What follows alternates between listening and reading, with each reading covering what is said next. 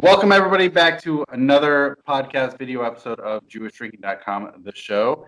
And today we have with us Rabbi Professor Avraham Walfish, or Rabbi Walfish. And we are discussing wine in the Mishnah today in this talk, in this episode. And Rabbi Professor Walfish is a lecturer emeritus, right? Yeah. He's a lot of things. He's retired. Do you want to share with us some of your background? As you can tell, I grew up in the U.S. I studied at Yeshiva University with Rav Aaron Lichtenstein and Rabbi Soloveitchik. After graduating Yeshiva College, I came to Israel, first as a Yeshiva student, but I actually never came back, except for came back briefly for a summer to get married and made Aliyah just before the Yom Kippur War. Here in Israel, I taught at a broad variety of institutions. I started off at what today is called the Chappelle's Yeshiva, then later on at Pardes Institute. Along the way, I completed my master's and doctorate in, actually it's officially in Hebrew literature, specializing in Mishnah as a work of literature. And Wow. Concurrent with working on my master's and doctorate, I started teaching at Herzog College and later on at Bar Ilan University, at Michlala and Beit Vegan, and past couple of years I've been enjoying my retirement and spending somewhat more time researching and writing. What are your current researching and writing interests? About a year and a half ago, I published a book on Mishnah Brachot. I'll be referring to that book a little further on. Great. And it's basically a literary-oriented analysis of how Masechet Brachot is put together and what messages it's trying to convey. And now I'm working on a very large-scale introduction to literary study of Mishnah. Are there some key insights, highlights that people should know from a very broad macro sense of the study of Mishnah as a literary creation? Before we dive into the wine piece of this. Okay, so I'll try to make it brief, although it's something that I usually describe in a somewhat more lengthy fashion. But you know, if people are really interested, they could buy your book, right? Oh, absolutely, but There we go. have to warn them it's in Hebrew. Okay. There's a kind of draft version of most of the material in the book in English on the Drisha Institute website. Anyone who doesn't have the Hebrew can see a good part of the material there. I would say the main thing to know is that normally when people study Mishnah, the impression that they have, and for a pretty good reason, is that the Mishnah has a lot of jumps and starts. The way it's put together is not intuitive in most places, and you see a lot of places where the Mishnah starts off with a topical discussion, veers off to bring a material that's only connected in an associative way, returns to the topical. The topical discussions themselves don't really start at the beginning. They usually start somewhere in the middle and then, circle around back to fill in some of the background. So a lot of questions that since the times of the Talmud and down to contemporary scholarship, people have been grappling with trying to understand how the text is put together. The key that I sort of stumbled upon is that if you pay close attention to the language of the Mishnah, then you can pick up on a lot of the word associations that very often connect those parts of the Mishnah that seem to be out of place. So you'll see various kinds of repetitions, word plays, literary structures, including envelope structures and parallelisms of different kinds. When you start paying attention to that, so then a lot of things start to fall into place, both in terms of understanding how the Mishnah redactor assembled the material and organized it, but even Yeah. more importantly, you get an entree into the subtext of the Mishnah, where you can see a lot of the messages that are encoded there. Those out there, I tallied up wine, the occurrences of the phrase yain in the Mishnah, to be over 230 occurrences in the entirety of the Mishnah.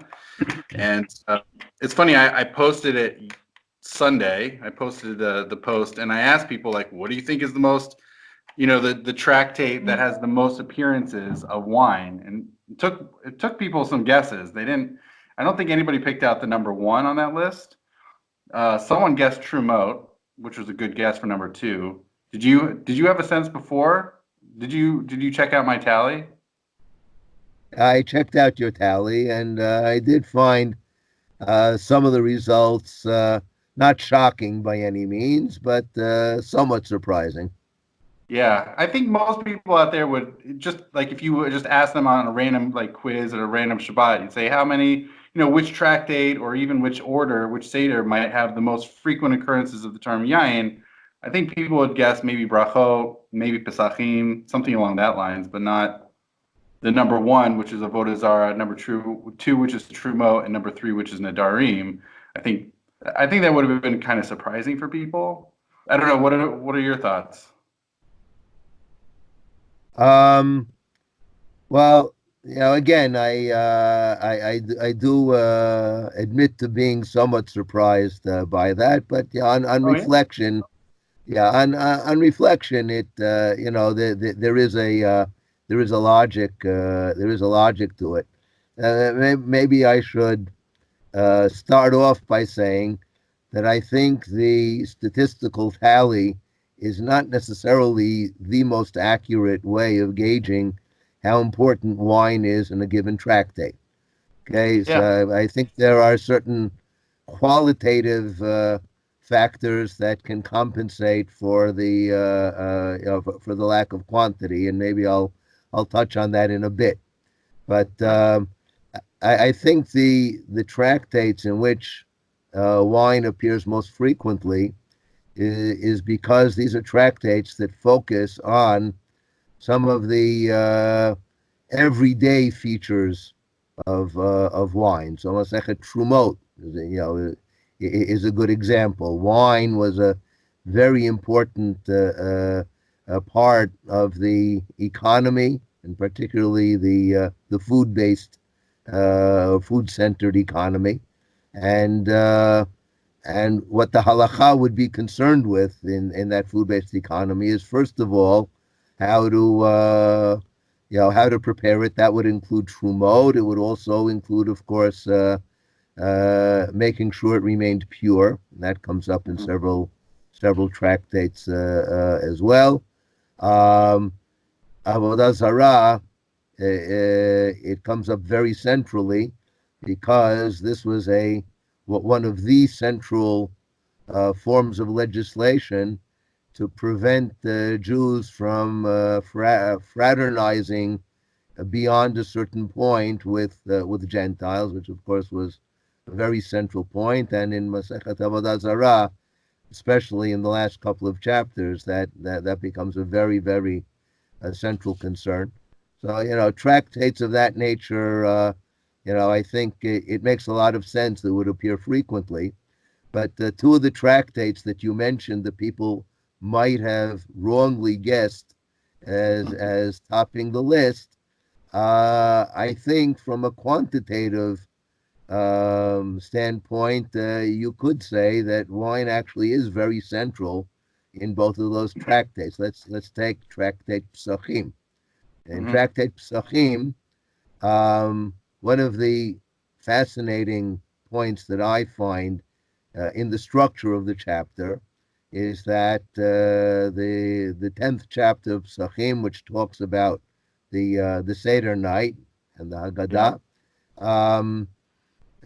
divides into three parts, and each part opens with wine and closes with the Paschal sacrifice. So, the structure really tells you something very important about how the sages viewed this celebration. And when you look at those two, what I find particularly striking is the reason that the Paschal sacrifice is so central to the chapter is quite obvious. And why did wine become such a central feature of the Paschal celebration? And has no basis in the Torah, of course. The Torah tells you about the Paschal sacrifice, the matzah, the maror. These are all front and center in the Torah's description. The Torah also tells you about talking about these different kinds of food, right? The son will ask you, you'll explain to him what this food is all about, and that's a central feature how the Seder is structured. Okay, but weaving this into wine and basically using 4 cups of wine as the central structural feature, 2 cups before the meal, 2 cups after the meal, and every section of the Seder starts off with you pour the first cup, you pour the second cup. The minute you pour the cup, that's your cue to opening that section, and the section will close with actually drinking that cup.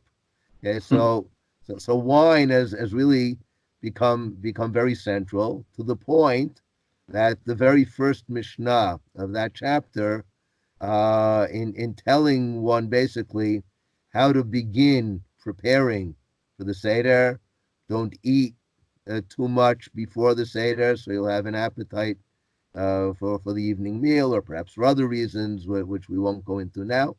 And waiting till evening. Okay, and one of the things that is absolutely required for the Seder is that even the poorest person in Israel is supposed to be provided with 4 cups of wine.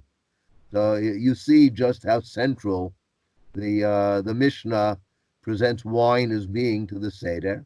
And one other point that I find particularly interesting is if you look at the very first Mishnah in Psachim. Okay, now if you go through the first 9 chapters, you're not going to find very much discussion of wine there.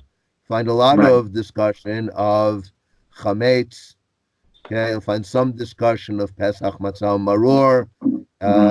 From chapter 5 to 9, we'll talk about how the Paschal sacrifice is prepared leading up to the Leil HaSeder, not including it. Okay, but there's one place where wine, if not explicitly mentioned, is alluded to, and that's the very first Mishnah in Psachim. Okay, the Mishnah in Psachim says that when you inspect your house in order to eradicate the chametz, so the only places that require checking are places where a person will normally bring chametz in the course of the year.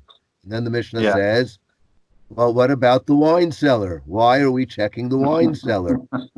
And the answer is, well, because people do bring in chametz into wine cellars. And then the Mishnah brings an early dispute between Beit Hillel and Beit Shammai, how exactly this wine cellar is to be checked. So, I think the Mishnah is signaling us right from the beginning, okay, guess what? It's very important, if you're preparing for the Leil HaSeder, it's very important to make sure your wine is chametz free. Okay, so when you're checking the house, you make sure to check the wine cellar too. And then wine sort of disappears from view until we get to the 10th chapter, and there it is, front and center, in the description of the Leil HaSeder. So you don't have that many references to wine in Tractate Psachim, but if you look at how they're placed and what function they they play, I would say yes, wine is very, very central to tractate Psachim. Wow. Yeah, that's great. And I like what you were about to say about brachot, where I mean that actually is the fifth most amount of references of yain in the Mishnah. So it's not down on the list like Pesachim is. Right. Okay. Well, all of the references to wine in Masechet Brachot are concentrated in the 3 chapters that deal with brachot over food. Right. Okay, and brachot over food actually divide into brachot over specific foods and brachot that accompany meals. Yeah. So in those 3 chapters, again, if you look at chapter 6, the very first Mishnah tells you that you have 2 major categories of brachot for perot, perot haaretz or perot haadama, okay, which you say borei pri adama, and you have perot ha'ilan, okay, fruit of the tree, for which you say borei pri ha'etz. But each one of these 2 categories has an exception. Okay, there's one thing that grows from the ground, okay, which doesn't get the bracha of borei pri adama, but rather motzi lechem min haaretz. That's of course bread. Okay, and there's one fruit of the tree that gets its own special bracha, and that of course is wine, not grapes. Grapes, you say borei pri ha'etz. Okay, but wine gets its own special bracha, just as bread gets its own special bracha. So right away at the beginning, wine is singled out together with bread as the 2 most significant parts of the diet. Okay, as you then go through chapter 6, move into chapter 7 and 8, you discover how central wine and bread are to the meal. And interestingly, in chapter 6 and 7, the main part of the meal is the bread. Okay, the bread is the staple of the diet, and that's the centerpiece of the meal. In chapter 8, bread has disappeared entirely, and wine opens and closes the chapter, as well as appearing within the framework of Kiddush and Havdalah, which this chapter presents as always being part of a meal. So you really have like 2 different perspectives on a meal in Tractate Brachot. You have the meal focusing on bread, which I would say is, the meal as sustenance, but also the meal in these chapters is presented as a cultural event. Okay, if I can backtrack for a second, one of the reasons that wine and bread are singled out is not only because of the role they play within the framework of the meal, but I think also because of the way in which they're produced.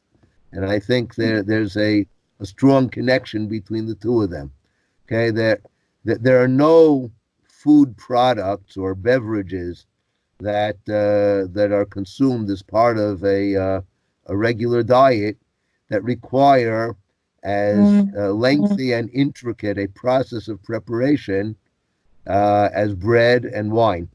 Okay, and that of course is detailed in many other sources. Some of them in the Mishnah, some of them in other sources. The Tosefta, okay, in Brachot, which the text that accompanies the Mishnah, okay, the Tanaitic texts from that were assembled around the Mishnah. So the Tosefta in Brachot actually lists the same melachot of sidura depat, of preparation of bread, that you have in the Mishnah in Tractate Shabbat. Okay, and the point seems to be that both bread and wine are very much human production. Okay, normally we bless God for the food we receive from Him. Okay, that's borei pri adama, borei pri ha'etz, or even shakol ni abid varo. Okay, but then you have the bread and the wine that more than anything else symbolize how human beings take a natural product and completely transform it. They give it a completely different shape, and then it becomes not just a staple of the diet, but it becomes actually a focal point for human culture. So the meal will center on these things. Human being, after a lengthy process of production, then he puts it on his table, and these then become, the centerpiece around which the whole meal revolves. And the meal again is not just an individual. Normally, a meal is eaten as part of some kind of a community. It can be a small community. Let's say in Brachot chapter 7, you have the Zimun, which can Hmm. range from 3 to 10,000 people who are eating together. Okay, Yeah. and okay, so it can be a smaller community or a larger community, but that communal framework of eating is very central, and bread and wine both are very central within that framework. It's really great. Yeah, I mean it's fascinating because chapter 8, I think, is one of the chapters. Chapter 8 of Brachot is one of the chapters in which wine appears the most frequently of any chapters. Like there's a high concentration in Parak 8. I think the one that has the most concentration is the fifth chapter of Avodah Zarah, which is like 12 occurrences of wine.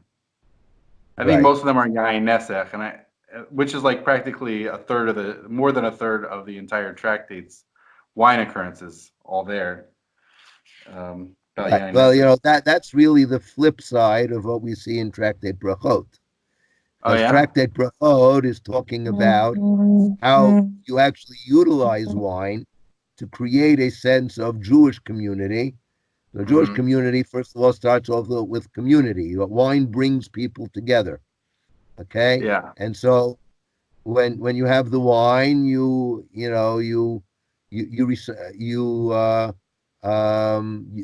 in a way celebrating together. Okay, Hmm. celebrating eating, celebrating the very fact of being together. Okay, and wine is one of the things that helps you to do that. Um, and also, particularly in chapter 8, wine also serves as a way of sanctifying the meal. Okay, Mm. so Yeah. if you look at the opening, okay, chapter 8 of Brachot, okay, Yeah. actually chapter 8 has a very beautiful structure. It opens and closes. The whole chapter revolves around disputes between Beit Hillel and Beit Shammai. Yeah. The first one is at the beginning of the meal, when you recite Kiddush, should you first recite the bracha of Mikadesh HaShabbat, or should you first recite the bracha of Borei Pri Hagafen? Okay, and to my mind, there's a very, very characteristic dispute between Beit Hillel and Beit Shammai. Beit Shammai says you have to open the meal with something of sanctity, Mikadesh HaShabbat. Mm. And once you've sanctified the meal, then it can become meaningful to also bless over the wine and drink the wine. So you have to have Mm. your sanctified framework in place first, and then within that framework, you can also find spiritual meaning in the drinking of wine. Okay, and Beit Hillel, on the other hand, says no. You start with Borei Pri Hagafen. By saying Borei Pri Hagafen, okay, you're expressing not you're not jumping right into sanctity. You're starting off with a human expression, something that human beings enjoy, take pleasure in, and I would say, find meaning just in psychology, sociology, what have you. And then that then becomes the jumping off point for now I can say Mikadesh HaShabbat. So Kedusha is not the framework which gives meaning to human experience. On the contrary, human experience is the stepping stone on which we can build in order to reach towards sanctity. That's how the chapter opens. And the chapter Yeah. closes with Beit Hillel and Beit Shammai now arguing about Birkat Hamazon, which is also recited over wine, the same way we do at Leil HaSeder. Okay, but in Masechet Brachot, this is done for any meal. You recite Birkat Hamazon over wine, and the question is, again, do you first recite Birkat Hamazon and then the bracha over wine, or do you first recite the bracha over wine and then Birkat Hamazon? And what do you think Beit Hillel and Beit Shammai will say here? Well, they flip their opinions. Okay, Beit Shammai says first bless over the wine, then you say Birkat Hamazon. And Beit Hillel says no. First you say Birkat Hamazon and then you bless over the wine. And what actually has happened here is you have a very striking envelope structure that frames the whole chapter. For Beit Hillel, you open and close the meal with blessing over the wine. That's how you open the meal, and then you sanctify it, and then you conclude your sanctified meal with Birkat Hamazon, and then again you bless the wine. So you sort of wind down from the sanctity again to your normal everyday human experience, okay, which Beit Hillel sees as a continuum, and Beit Shammai, who sees a great divide between the secular realm and the sacred realm. So Beit Shammai says, no. You have to, same way you open with sanctity, you have to close with Birkat Hamazon. And you sandwich the blessing over wine in between, within that framework that's framed on either side by spiritual blessings, by theological messages. Within that framework, you can find meaning in drinking wine as well, but you can't let the blessing over the wine depart from that framework. So the envelope structure really reflects something very profound about how Beit Hillel and Beit Shammai see the role of wine from different perspectives. That's really fascinating about chapter 8. Are there other chapters or occurrences where we get to see such fine literary structures around wine in the Mishnah? Or is it more happenstance throughout? Okay, well, I mentioned Psachim chapter 10 and Brachot chapter 8. You know what? I know that I Sanhedrin. won't. I'll tell you one other chapter where it's not such a well-developed literary structure. I'll tell you one other chapter where there are a couple of references to wine that are that are connected with one another in Sanhedrin chapter 8. Yeah. Okay, so With the one Ben of Sora the Mora, right? excuse me, The Ben Ben Sora Sorero. Mora. Right. That's right. The Ben Sorero More, okay, in order, the Torah already calls him Zolel V'Soveh. Okay, that's how the parents accuse him to the authorities. That he's a glutton and a heavy drinker. Yeah. And and so the Mishnah gives definition to what exactly he has to drink, in order to fulfill that condition. But interestingly, later on in the chapter, the Mishnah tells us, the Ben Sorero Mareh is presented by the Mishnah as the parade example of someone who's punished not so much in terms of what he has done, but rather in terms of the potential damage he can cause to himself and to society at large. And then the Mishnah goes into other examples of that, such as the Rodef, the Baba Machteret, the Rodef are also examples of a similar nature. But then you have an agadic statement by the Mishnah that Rishaim, wicked people, Hasheina v'hayayin tovim lahem, right? It's good for them and for the world when they're either asleep or drunk.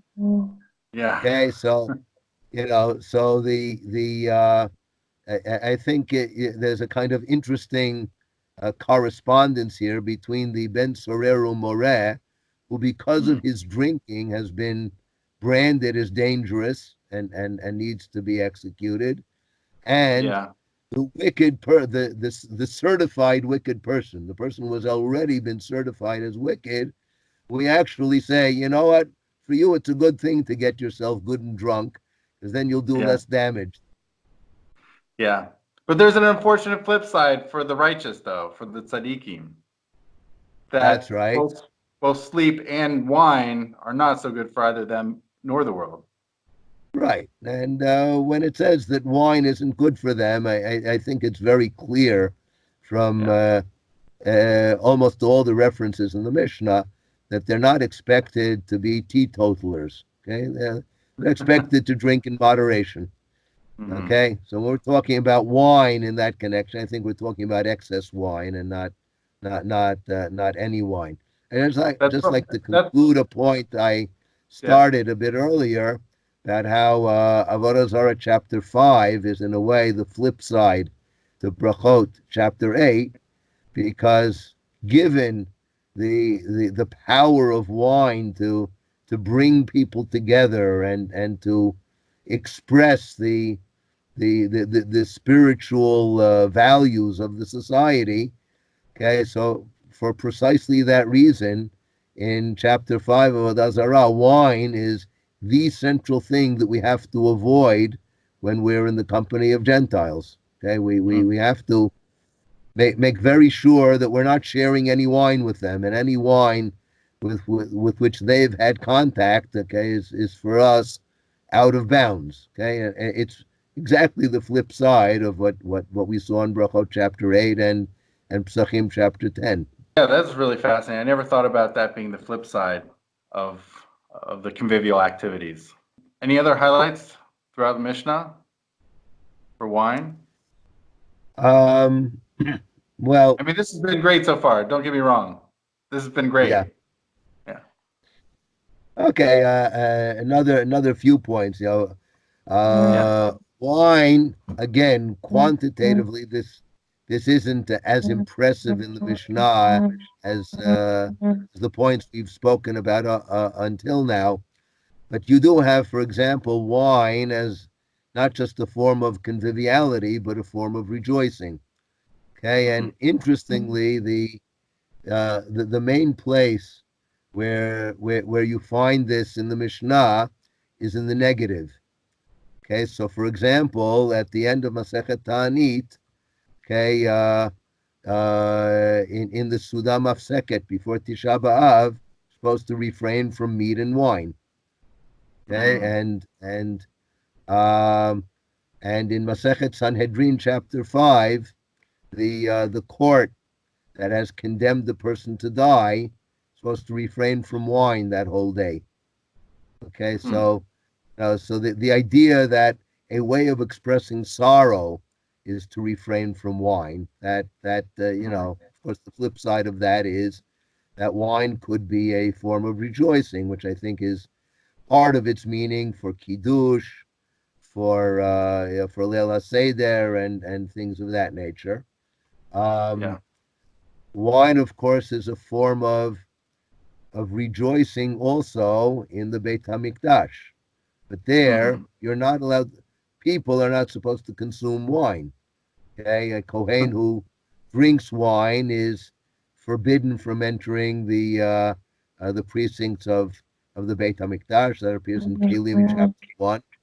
But on the other hand, wine plays a very, very central role in the service, and particularly in the daily service. If you look at Masechet Tamid, so again, you don't have a lot of references to wine, but if you look at where wine appears in Masechet Tamid, it's almost at the very end of the tractate. Okay, Huh. the next to last Mishnah of the tractate tells us about the wine libation, and Huh. immediately followed by the the performance that accompanies the wine libation, which is the song of the Levites. Okay, so after a whole tractate describing in great detail, all the minutiae of how to run a temple in its daily service and how to offer the sacrifice, and which priest carries which part of the sacrifice and puts it down on the ramp, and then another priest comes and takes it from there and brings it up to the top of the mizbeach, and so on. So after Yeah. all of that, how does the tractate end? With a wine libation and with song. Okay, so much as in a human celebration, okay, when we want to celebrate, we have wine. So too in the mikdash. Okay, Mm. wine becomes a very profound part of our connection with God. Huh. I think it bears noting in this connection also that a good way of understanding how wine is presented in Chazal in general and in the Mishnah in particular is in comparison and contrast with other cultures that that Mm. the sages would have been familiar with. Okay, the kind of meal, formal and festive meal that's described in Brachot chapter 8 and in Psachim chapter 10, okay, has often been compared to the Hellenistic Roman symposium. Okay, Mm. but and there, of course, wine also played a very, very central role during the Yeah. meal, but especially after the meal.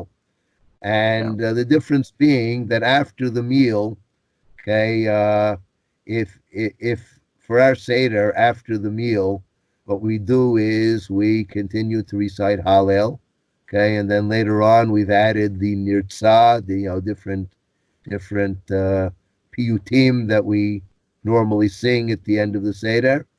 Yeah. Okay, the what happened after the meal is that's when they really brought out the wine, and they imbibed quite a bit of it, and would often, and that's when they had the entertainment.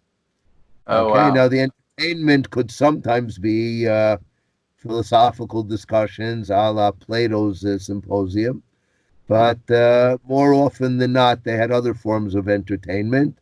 Some of it, I would say, rather raucous or bawdy kinds of entertainment, which Yeah. you now don't find in the Jewish sources. The Jewish Right. sources, are orienting the wine towards something else. You drink enough to rejoice. You drink Yeah. enough to get a sense of maybe loosen your tongue just a little bit, feel a little freer, more relaxed to okay to discuss, to ponder, and to worship. Okay, but not enough to get to the kinds of excesses that would be associated with a Roman symposium. Wow. Okay. This was fantastic. Can I pitch your book, or have you Oh, pitched your? I'd be okay. I'd be happy to. The Okay. book is called Mishnaic Tapestries. Okay, in Hebrew, Marvadei Mishnah. Uh Okay, huh. and it's available from the Tvunot Publishing House, affiliated with the Herzog College. Anyone who's interested can either contact me or contact the Tvunot or the Herzog College. And as I say, for those who don't have enough Hebrew to follow the book, so you can find a lot of the material online in the Drisha Institute website. Thank you so much, Professor Rabbi Walfish. This has been really great for me. I'm sure for many viewers and listeners out there, this was wonderful as well. So, thank you so much. Okay, thank you. All right. Appreciate it. Cool. Okay. Absolutely.